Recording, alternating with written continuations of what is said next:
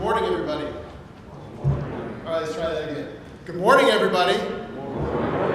Okay, that's marginally better. Thanks, David, for the introduction. I'm Rick Church, Executive Director of the Foundation for Pavement Preservation, or FP2, or FP squared, or whatever you want to call us. First, before I go through the slides, I want to say a special thank you and have everybody give a round of applause to the NCCP staff. Bouzid and Todd and Patty and team have done, I think, a really great job organizing this event. The sessions have been, I think, very informative and educational, aside from the two that you've experienced from me. So how about a round of applause?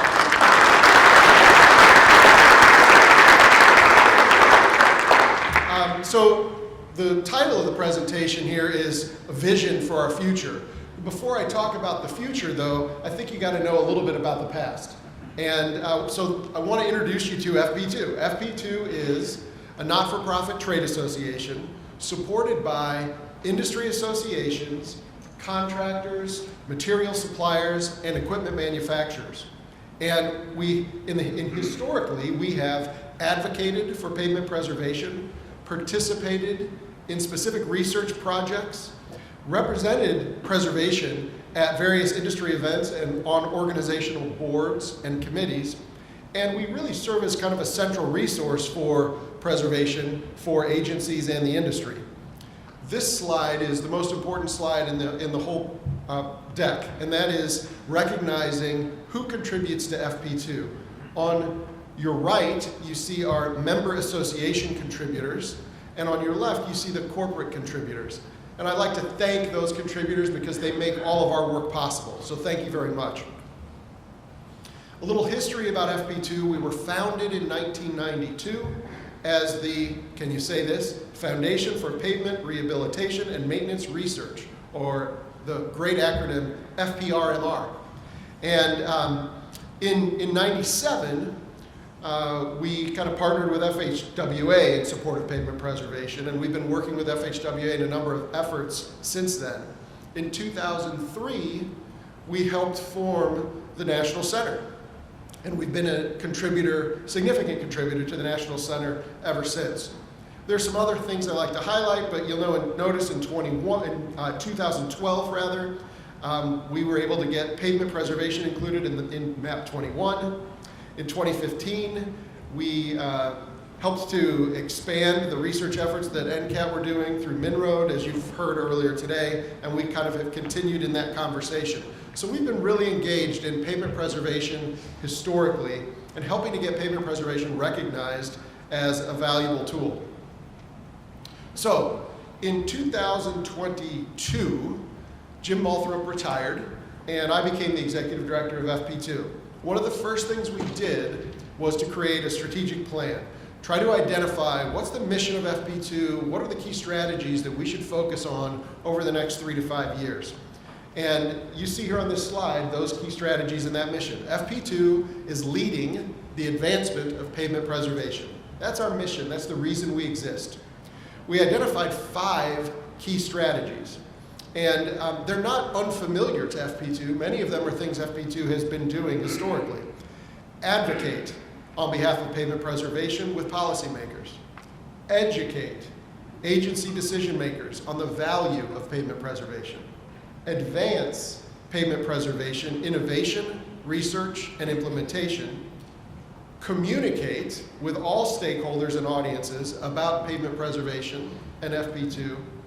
And increase the membership and engagement of the members within FP2.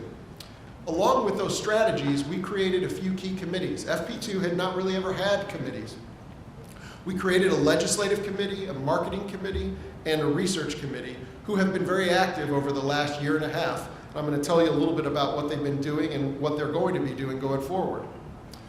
From an advocacy standpoint, we advocate for, we've provided materials for our members to use in connecting with their local representatives. We've conducted 2 DC fly-ins a year, and we've been very engaged both on the Hill and in regulatory issues through the IIJA, the IRA, the Buy America provisions, and the Buy Clean Act is our latest and greatest effort. We've been very involved in educating the industry and agencies about pavement preservation. Our marketing committee was established, and here at this event, you've gotten to see some of the materials our marketing committee developed. If you haven't stopped by the table, please do and pick up some of those materials. I really don't want to take any of them home, so pick up those papers that we printed for you. We've been very engaged in providing research updates on the NCAT and Mid-Road programs. And we've been supporting industry sustainability efforts, the efforts of EMA, ERA, ISSA, and others in terms of sustainability, which we view as obviously critical to the future of the industry. From a research standpoint, we have a research committee that is looking at various research projects, and we of course continue to support NCAT and Mid-Road in their studies. Probably one of the most important things that we've continued and then also added is communication. We view communication as critical. We developed a website task force and are exploring redesigning our website and providing different types of information and communication through that site. We continued the great work of Tom Keenan and others in producing the Pavement Preservation Journal. I'll talk to you a little bit more about that in a few minutes. And we developed a regular e-newsletter that I hope you're all getting. If you aren't, please feel free to give me your contact information and I'd be happy to add you to our distribution list. That e-newsletter is distributed regularly and provides updates primarily about what we're doing in Washington, but also in other activities, research activities and more. And I mentioned we've been working very hard on member engagement. We've reviewed the entire organization, restructured the organization, revised our bylaws. We've been holding quarterly board meetings, and we're reviewing, and actually at a board meeting last week, developed and updated new member benefits that you'll be hearing more about in the very near future. So those committees I mentioned, the marketing committee is chaired by Bobby Betzold, the research committee chaired by Dave Welburn, the legislative committee chaired by Scott Bergkamp, and the awards committee chaired by our very own Tim Harwood. I also mentioned that we've done some things to restructure the organization. We created task forces on bylaws, publications, grants and funding, and membership. And those committees and task forces are very active.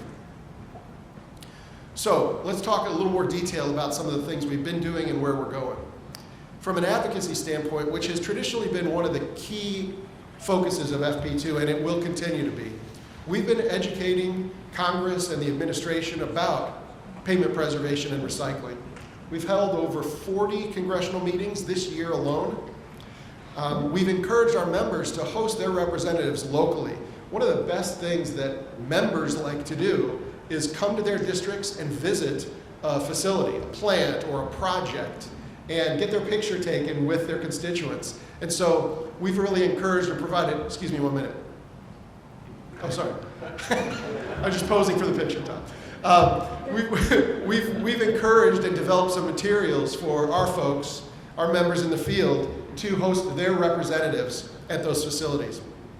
I mentioned also we've been very engaged in the IIJA implementation, IRA implementation, the Buy America provisions of both of those, and the Buy Clean Act, which we expect regulations to be coming any day now, actually, from the EPA.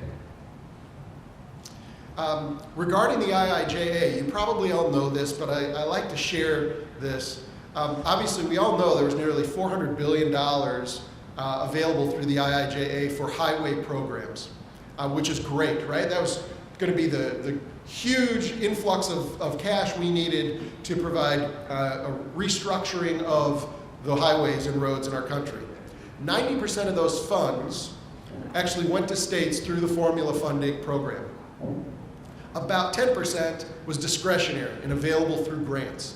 And those grants are still available, and states really should be, municipalities, counties, et cetera, really should be looking at those grants as an opportunity to get additional funding through the IIJA over the next couple of years. We're about halfway through the IIJA implementation, and we're not nearly halfway through with the funding being distributed. So there's a lot of opportunity over the next couple of years. Of course, one of the real challenges with the IIJA is just after it was passed, we had enormous inflation.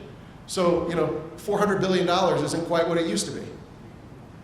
I was hoping for a little laugh there. $400 billion is a lot of money, but it still didn't go as far as it had planned to go.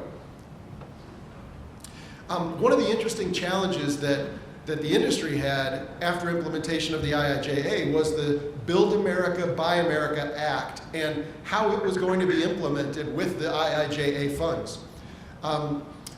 FP2 went to bat for payment preservation industry because it was not clear in the regulation that OMB was publishing, and in OMBs, as we had conversations with OMB, it was clear that they didn't really understand what the intent, legislative intent was for the Buy America provisions of the IIJA. And while we're expecting that final rule October 23rd, we have now been able to obtain both through OMB and FHWA clarification on the exception of pavement preservation materials and products to those Buy America provisions. So nobody has any problems. You don't have to provide certifications. Pavement preservation products and materials have received the exception of those Buy America provisions. Some of the other things that we do, I mentioned industry representation. FP2 attends many industry, regional, national events every year. We participate in AASHTO and at TRB. We participate in the regional partnership meetings and others, and of course, support the National Center in this conference and their efforts. So we try to be engaged in industry and represent industry through all the pavement preservation activities.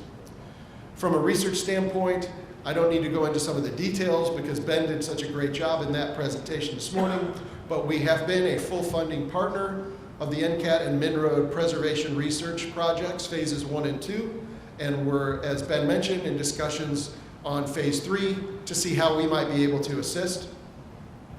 We work with researchers to help fund various projects, even beyond the NCAT and Min-Road projects. We provide consultation and guidance on research projects, and we actively communicate the results of those research projects, the activity, and the updates on those research projects through our various communications tools, the Pavement Preservation Journal, our email newsletter, webinars that we hold, and others. Talking about Pavement Preservation Journal, PPJ is the only trade publication dedicated entirely to pavement preservation. It's published quarterly, and we publish it both in print and electronically. Over 4,500 industry professionals receive it each quarter, and each issue includes a variety of articles sourced by our excellent editor, Tom, updates from the NCAT Min-Road projects, various PPRA activity updates. We highlight preservation projects and treatments, and we also provide updates on current legislative and regulatory activities. Now I want to see all your phones come up. If you don't currently receive PPJ, scan this QR code right now and you can get added to the subscription list immediately. And Tom wants me to emphasize, at no charge. PPJ is free. All right, thank you. FP2.org is our website, and we'd love to have you use our website as the tool it's intended to be. You can go to that website to see a lot of things about who's contributing to FP2, what are some of the things FP2 is up to in terms of supporting research, advocacy, and if you'd like to get engaged in FP2, you can do that as well. Our board, I think it's important that you understand who's behind FP2 so that if you've got questions, you can ask us. Mark Ishii is our president. Dave Henderson is current vice president. Bobby Betzold is our secretary treasurer, as well as marketing committee chair. Tim Harwood is immediate past president. And Tim oversaw a lot of the changes that FP2 has undergone in the last year, and we appreciate his efforts significantly.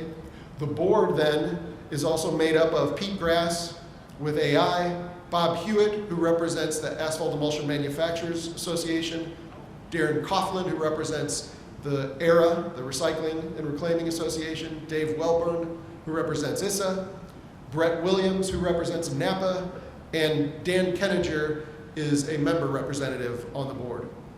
And our staff includes me as executive director, Tom Keenan, who's our publisher, and Tracy Taylor, who's our legislative counsel in Washington, D.C. If you'd like to get engaged in FP2, scan this QR code. You can learn more about us, find ways to become a member and participant. Of course, if you'd like to contribute financially, we'd encourage that. But again, sign up to receive the Pavement Preservation Journal, share it with folks in your office. We'd love for everybody to have a chance to read those articles. Participate in pavement preservation research, something really important, getting active in the organization and the industry. And most importantly, share the challenges that you have. Share the ideas that you have or the needs that you have so that FP2 can help you address them. One more time, I want to thank our contributors without whom we could not do the things we do to support pavement preservation and recycling. So thank you, all of you individual corporate contributors and the industry associations. And with that, I'd be happy to answer any questions anybody might have.